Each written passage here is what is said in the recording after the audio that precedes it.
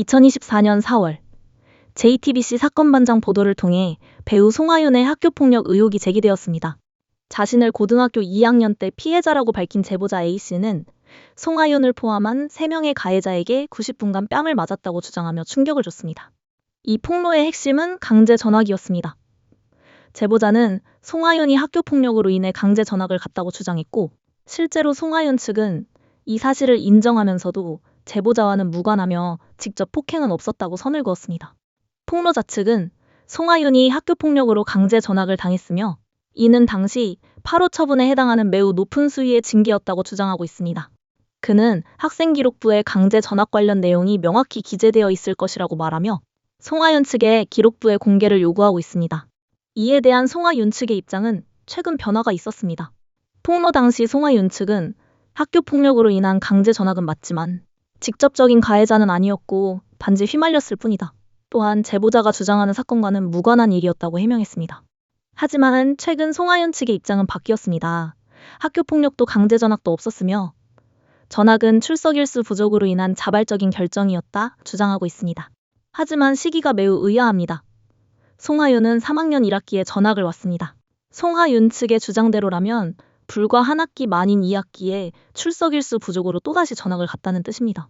고등학교 3학년 2학기에 출석 일수 부족에 대한 문제를 해결하는 수단이 전학인 것도 이상하고 그 시기가 단 한 학기만이라는 것도 상식적으로 납득하기 어려운 부분입니다. 사실 이 논란의 키이자 핵심 쟁점은 바로 학생기록부입니다. 제보자 측이 학생기록부를 공개하면 모든 진실이 드러날 것이라고 강하게 주장하고 있는 만큼 송하윤 측이 기록부를 공개한다면 모든 논란은 종식될 수 있습니다. 만약 기록에 학교폭력 관련 내용이 없다면 폭로자 측의 주장은 모두 거짓으로 인식될 것이기 때문입니다. 이 경우 폭로자는 한낱 정신병자 취급을 받으며 모든 사태가 끝나고 송하윤은 즉시 활동을 재개할 수 있습니다. 하지만 송하윤 측은 기록을 공개하는 대신 법적 대응으로 맞서고 있습니다. 송하윤에게 쏟아지는 모든 의혹과 비난을 감수하며 이 사태를 연장시키고 있는 것입니다. 일각에서는 이러한 대응이 언론이 잠잠해지기를 기다리는 것 아니냐는 의문을 제기하고 있습니다. 법적 공방은 길어질수록 대중의 관심에서 멀어지는 경향이 있고 연예인들이 논란에 대해 이런 식으로 대응하는 대부분의 경우 그런 식으로 사태가 일단락되는 것을 경험적으로 알고 있기 때문입니다. 이 경우 재판에서 진다 하더라도 일단 활동을 강행하며 한편으로는 지속적으로 항소를 하고 누군가 의문을 제기하면 본인은 떳떳하며 지금 항소 중이다. 악플에 대해서는 선처 없이 고소하겠다라는 등의 말로 사람들의 입을 막습니다. 송하윤 측은 제보자에게 미국에서 한국으로 입국하면 경비를 지원하겠다고 제안했습니다. 하지만 제보자의 주장에 따르면 이 제안은 이코노미 클래스의 왕복 항공료와 협상에 필요한 최소한의 경비에 불과했습니다.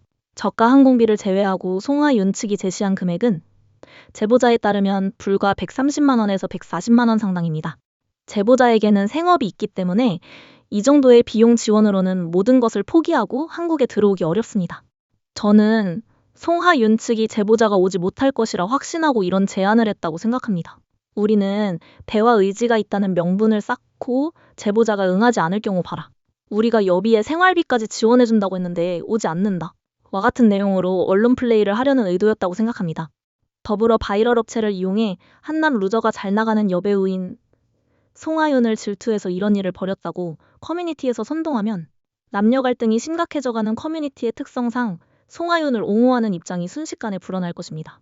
남녀 갈등을 이용했으므로 커뮤니티를 이용하는 남성 유저들을 적으로 돌리게 되겠지만 이에 대해서는 고소공지를 올리는 것으로 해결할 생각이었을 것입니다. 이렇게 되면 송하윤의 학폭 문제는 사그라들고 남녀 갈등이 남습니다. 이것이 자본이 혐오를 부추기는 방식입니다. 폭로자가 국내에 입국하며 송하윤 측은 이러한 계획을 실행할 수 없게 되었을 것입니다. 다만 여전히 쓸 수 있는 카드도 몇 가지 남아 있습니다.